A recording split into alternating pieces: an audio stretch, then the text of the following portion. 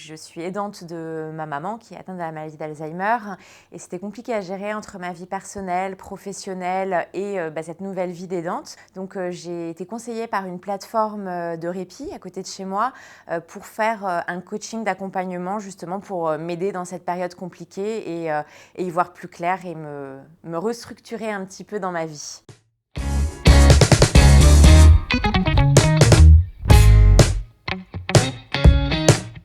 J'avais besoin d'être soutenue, entendue dans un moment de grande difficulté. J'avais besoin de recul, d'avoir les idées claires pour pouvoir prendre des bonnes décisions.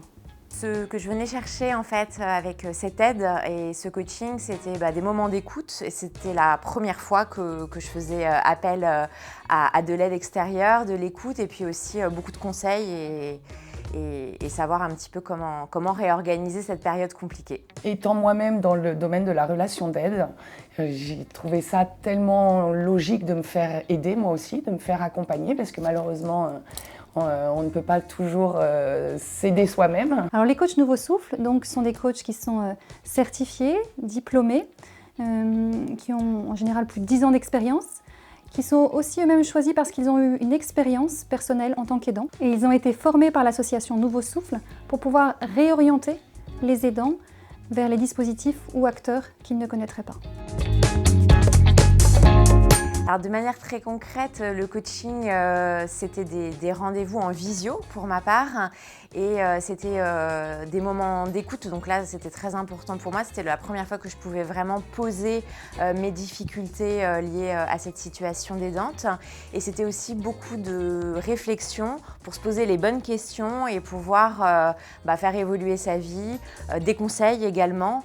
Et très concrètement, par exemple, ça m'a permis d'évaluer les moments prioritaires, enfin les priorités à mettre en fait dans ma vie et également apprendre à dire non pour me préserver. Donc c'était aussi l'essentiel, c'était préserver sa condition d'aidante. Alors durant ces séances, j'ai beaucoup pu échanger sur ma situation, mon quotidien en fait d'aidante. Et les difficultés que je rencontrais, notamment la difficulté à concilier la vie professionnelle et la vie familiale. Donc j'ai pu vraiment en toute transparence exprimer ces difficultés. Et ce que j'ai ressenti et qui m'a fait beaucoup de bien, c'est que j'ai pas eu de sentiment de jugement avec l'accompagnante. Alors un coaching commence généralement par un temps d'écoute pour bien comprendre ce que vit la personne. Après, il va y avoir un temps de questionnement pour aider la personne à préciser ses besoins, clarifier finalement ce qu'elle veut faire évoluer, ce qu'elle ne veut plus. Et après, il va y avoir aussi un temps de questions pour l'aider à prendre du recul par rapport à ce qu'elle vit, avec des questions qui visent à lui faire un petit pas de côté, qui va provoquer un déclic pour l'aider à avancer sur des points qui pourraient la bloquer. Elle m'a aidé à clarifier ma demande et elle m'a aidé à identifier un objectif précis, un objectif atteignable à court terme et un objectif finalement, c'est là où c'était assez étonnant aussi, c'est que l'objectif a été un objectif qui revenait sur ma personne alors que je ne pensais qu'à mon enfant, à ma famille, à mon travail, etc. On a recentré un objectif sur moi-même.